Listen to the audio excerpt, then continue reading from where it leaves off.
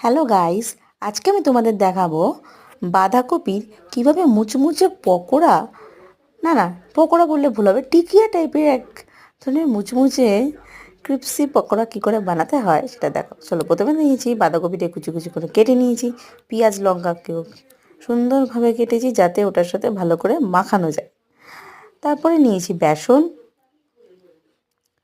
হলুদ গুঁড়ো,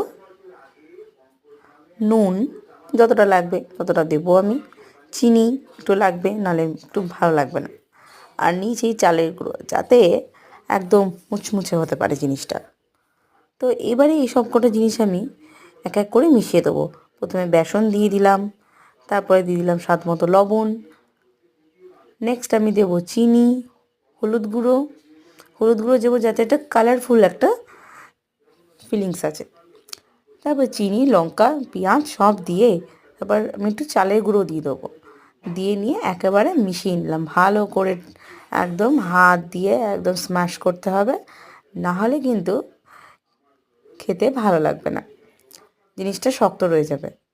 তাই জন্য একদম হাত দিয়ে একদম মন্থন করতে হবে ব্যাপারটাকে করে। তারপর তো ওর মধ্যে আমি বেকিং সোডা দিয়ে দেবো একটু, বেকিং সোডা বা খাবার সোডা তোমরা যাই বলো না কেন সেটা দিতে হবে, তাহলে আরও বেশি খাস্তা হবে জিনিসটা আর মুচমুচে। এবারে এক একটা মাখার পর তারপরে বল করে একদম কড়াইয়ের ফুটন্ত তেলের মধ্যে ছেড়ে দিতে হবে।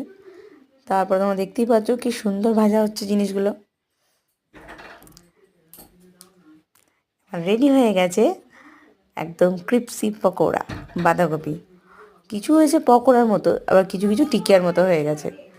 জিনিসটা খেতে যাই বলো না কেন তোমরা বন্ধুরা, এতটাই সুন্দর হয়েছে যে তোমরা না বানিয়ে খাওয়া অবধি বুঝতেই পারবে না এর স্বাদ কতটা। বাড়ির সবাইকে খাওয়ালাম, তারাও কিন্তু খুব প্রশংসা করেছে। তো তোমরা কবে বানাচ্ছ? তোমরাও বানাও আর খাও, ফ্যামিলির সাথে এনজয় করো। চলো দেখা হয় পরের ভিডিওতে।